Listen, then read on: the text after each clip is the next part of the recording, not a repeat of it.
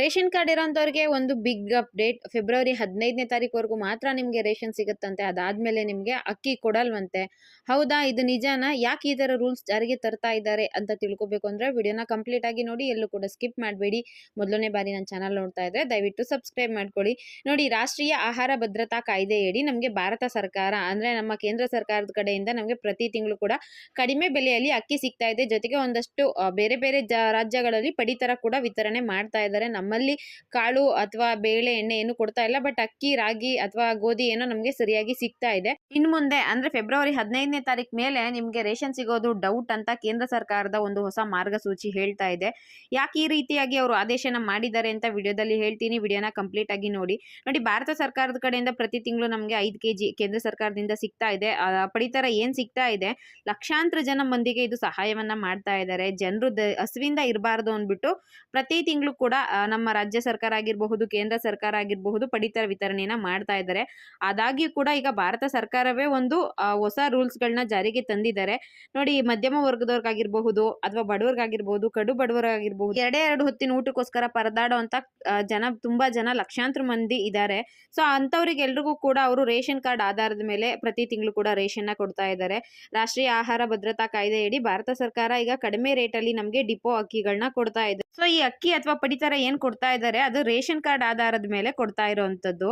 So ಅದಕ್ಕೆ ಪ್ರತಿಯೊಬ್ಬರಿಗೂ ಕೂಡ ಅವರ ಅರ್ಹತಾ ಮಾನದಂಡವನ್ನ ನೋಡ್ಕೊಂಡು APL ಅಂತಾನೋ, BPL ಅಂತಾನೋ, ಅಂತ್ಯೋದಯ ಕಾರ್ಡ್ ಅಂತಾನೋ ಕಾರ್ಡ್ಗಳನ್ನ ಕೊಟ್ಟಿರ್ತಾರೆ.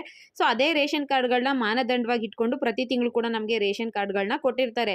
ರೇಷನ್ ಕಾರ್ಡ್ ಇದ್ಮೇಲೆ ಅವರು ಒಂದಷ್ಟು ರೂಲ್ಸ್ಗಳನ್ನ ಜಾರಿಗೆ ತಂದಿರ್ತಾರೆ. ಆ ರೂಲ್ಸ್ಗಳನ್ನ ಯಾರು ಫಾಲೋ ಮಾಡೋದಿಲ್ವೋ ಅಂತವರಿಗೆ ಫೆಬ್ರವರಿ 15ನೇ ತಾರೀಕು ಆದ್ಮೇಲೆ ನಾವು ರೇಷನ್ನ ಕೊಡೋದಿಲ್ಲ, ಸ್ಟಾಪ್ ಮಾಡ್ತೀವಿ ಅಂದ್ಬಿಟ್ಟು ಕೇಂದ್ರ ಸರ್ಕಾರ ಒಂದು ಹೊಸ ಆದೇಶನ ಹೊರಡಿಸಿದೆ. ಆ ಆದೇಶದ ಪ್ರಕಾರ ಸೊ ಏನಂದ್ರೆ ರೇಷನ್ ಕಾರ್ಡ್ ಇರುವಂತ ಪ್ರತಿಯೊಬ್ಬರು ಕೂಡ KYC ಮಾಡಿಸ್ಕೋಬೇಕಾಗುತ್ತೆ. ಈ KYC ಮಾಡಿಸ್ಕೊಳ್ಳೋದಕ್ಕೆ ರಾಜ್ಯ ಸರ್ಕಾರ ಕೂಡ ಹೇಳುತ್ತೆ, ಸಿದ್ದರಾಮಯ್ಯ ಅವ್ರ ಸರ್ಕಾರ ಕೂಡ ಹೇಳುತ್ತೆ. ಈಗ ಭಾರತ ಸರ್ಕಾರ ಮೇನ್ ಆಗಿ ಅಲ್ಲಿಂದ ಕೂಡ ಇನ್ಫಾರ್ಮೇಶನ್ ಬಂದಿದೆ.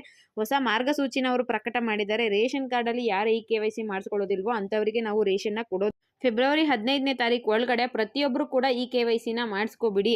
ಅದಾದ್ಮೇಲೆ ನಿಮಗೆ ರೇಷನ್ ಅಥವಾ ಅಕ್ಕಿ ಏನು ಇಷ್ಟು ದಿನ ಕೊಡ್ತಾ ಇದ್ವೋ ಅದೇ ರೀತಿ ಕಂಟಿನ್ಯೂ ಆಗುತ್ತೆ. ಇನ್ ಕೇಸ್ ನೀವು KYC ಮಾಡಿಸ್ಕೊಂಡಿಲ್ಲ ಅಂದ್ರೆ ನಿಮಗೆ ರೇಷನ್ ಸಿಗೋದಿಲ್ಲ ಅಂತ ಹೇಳಿದ್ದಾರೆ.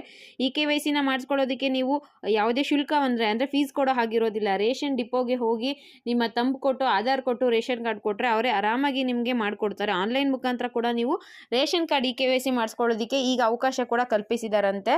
ಸೊ ಯಾರು ಇನ್ನೂ ಈ KYC ಮಾಡಿಸ್ಕೊಂಡಿಲ್ವಾ ಅಂತವರು ಆದಷ್ಟು ಬೇಗ ಈ KYC ಮಾಡಿಸ್ಕೊ. ಸಿದ್ದರಾಮಯ್ಯ ಅವ್ರ ಸರ್ಕಾರದಿಂದ ಬಂದಿರುವಂತಹ ಆದೇಶ ಆಗಿರೋದಿಲ್ಲ. ಕೇಂದ್ರ ಸರ್ಕಾರದ ಕಡೆಯಿಂದ ರಾಷ್ಟ್ರೀಯ ಆಹಾರ ಭದ್ರತಾ ಕಾಯ್ದೆಯಡಿ ಬಂದಿರುವಂತಹ ಮಾರ್ಗಸೂಚಿ ಆಗಿರುತ್ತೆ. ಅಲ್ಲಿಂದ ನೋಟಿಫಿಕೇಶನ್ ಆಗಿದೆ. ಸೊ ರೇಷನ್ ಕಾರ್ಡ್ ಇರೋದು ಪ್ರತಿಯೊಬ್ಬರು ಕೂಡ ಈ KYC ಸಾಧ್ಯ ಆದಷ್ಟು ಬೇಗ ಮಾಡಿಸ್ಕೊಳ್ಳಿ. ರೇಷನ್ನ ಪಡ್ಕೋಬೇಕು ಅಂದರೆ KYC ಕಂಪಲ್ಸರಿ ಅಂತ ತಿಳಿಸಿದ್ದಾರೆ. ಸೊ ಇದೊಂದು ಬಿಗ್ ಅಪ್ಡೇಟ್ ಅಂತಾನೆ ಹೇಳಬಹುದು. ರಾಜ್ಯ ಸರ್ಕಾರಗಳು ಕೂಡ ಆಗಾಗ ನಮಗೆ ಹೇಳ್ತಾ ಇರ್ತಾರೆ KYC ಮಾಡಿಸಿ ಅಂತ. ಸೊ ಈಗ ನರೇಂದ್ರ ಮೋದಿ ಅವರ ನೇತೃತ್ವದ ಕೇಂದ್ರ ಸರ್ಕಾರ ಕೂಡ ಆದೇಶನ ಹೊರಡಿಸಿದೆ. ಪ್ರತಿಯೊಬ್ಬರು ಕೂಡ KYC ಮಾಡಿಸ್